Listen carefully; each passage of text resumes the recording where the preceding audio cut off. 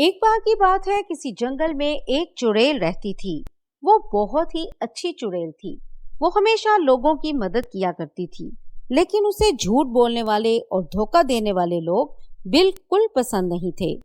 इस चुड़ैल के बारे में एक बात थी कि जब उसे गुस्सा आता था तो वो मुक्का मार के सामने वाले के दांत तोड़ दिया करती थी। इसी जंगल के पास एक गांव था। उस गांव में शीतल नाम की एक बुरी औरत रहती थी। वो गांव के भोले भाले लोगों को बेवकूफ बनाकर उन्हें लूटा करती थी। फिर एक दिन शीतल अपने पहलवान भाई के साथ मिलकर उस गांव के तालाब में एक जहरीली दवाई मिला देती है। दवाई के असर से तालाब का सारा पानी जहरीला बन जाता है। फिर इस तालाब के पानी को पीकर गांव के जानवर मरने लगते हैं। ये देखकर सभी गांव वाले डर जाते हैं। अरे, इन्हें ये क्या हो गया है?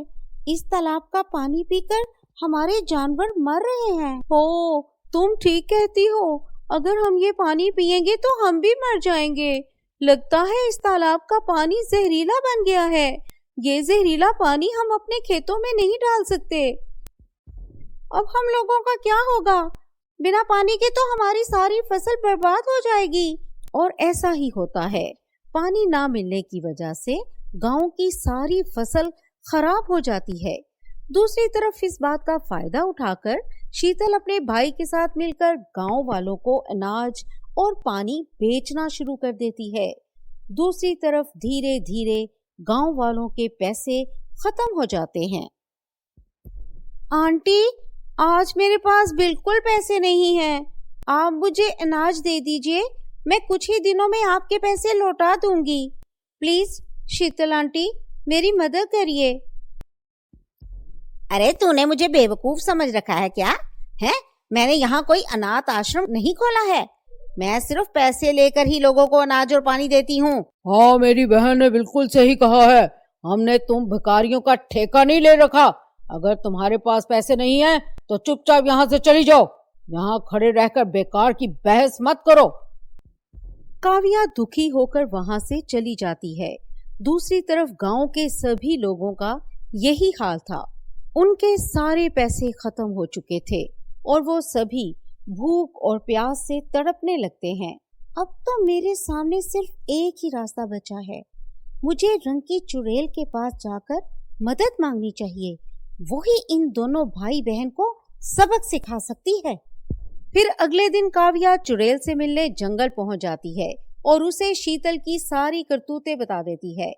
तुम फिक्र मत करो काव्या, मैं इस बुरी औरत का ऐसा हाल करूंगी कि वो जिंदगी भर याद रखेगी। इसके बाद चुड़ैल काव्या के साथ शीतल के घर पहुंच जाती है।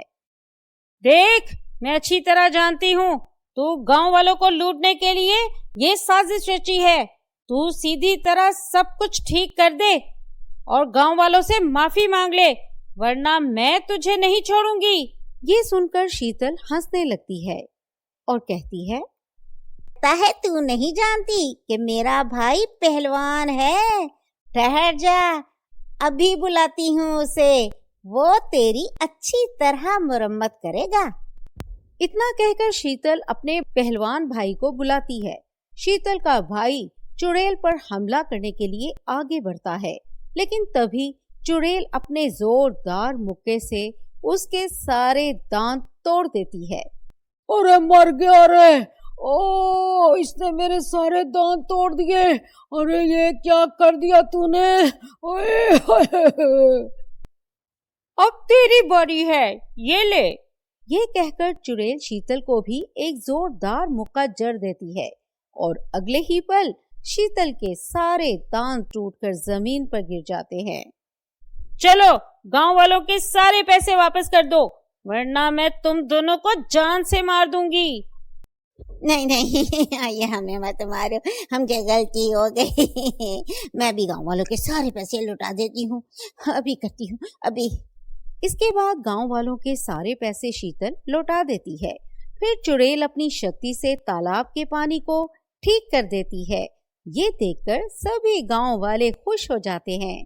अब तुम लोगों को कोई तकलीफ नहीं होगी। अच्छा, अब मैं चलती हूँ। इतना कहकर चुड़ैल वहां से चली जाती है। इस तरह सब कुछ ठीक हो जाता है और गांव वाले फिर से हंसी खुशी अपनी जिंदगी जीने लगते हैं।